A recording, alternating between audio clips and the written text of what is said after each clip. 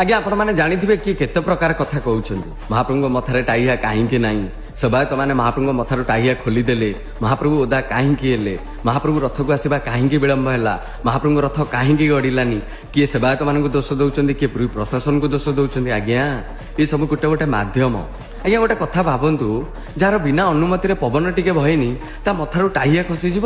ନାଇଁ ନାଇଁ ନାଇଁ ଆଜ୍ଞା, ବଡଦାଣ୍ଡରେ ବର୍ଷା କରିଛି ସିଏ, ତା ଭକ୍ତମାନଙ୍କୁ ଜାଣି ଶୁଣିକି ଓଦା କରିଛି ସିଏ, ନିଜେ ନିଜକୁ ଓଦା କରିଛି ସିଏ, ନିଜ ଟାହିଆକୁ ନିଜେ ଭାଙ୍ଗିଛି ସିଏ, ଆସିବା ବିଳମ୍ବ କରିଛି ବି ସିଏ। ଆଜ୍ଞା ଗୋଟେ ଛୋଟିଆ କଥା ଭାବନ୍ତୁ, ବଡଦାଣ୍ଡରେ ତାର ଲକ୍ଷ ଲକ୍ଷ ଭକ୍ତମାନେ ଓଦା ହେଇକି ଘଣ୍ଟାଏ କଣ 2 ଘଣ୍ଟା କଣ 10 ଘଣ୍ଟା କଣ 12 ଘଣ୍ଟା ଠିଆ ହେଇକି ଅପେକ୍ଷା କରିଛନ୍ତି ମହାପ୍ରଭୁ ଟିକେ ଆସିବା ଆମେ ତାଙ୍କୁ ଦେଖିବୁ। ଯଦି ବର୍ଷା ନ ହେଇକି ଖରା ହେଇଥାନ୍ତା କାହାର ଯେ କେତେ କଣ କ୍ଷତି ହେଇଥାନ୍ତା ତାର କିଛି ଠିକ ଠିକଣା ନାହିଁ। ତେଣୁ ତା ଭକ୍ତମାନଙ୍କର ଯେମିତି କିଛି ଅସୁବିଧା ନ ହଉ ସବୁ ତ କରୁଛି ସିଏ, କରି କରାଉଥାଏ ସେଇ ତା ବିନୁ ଅନ୍ୟ ଗତି ନାହିଁ। ହେ ମହାପ୍ରଭୁ ତୁମ ମାୟା ବଡ଼ ବିଚିତ୍ର ମଣି।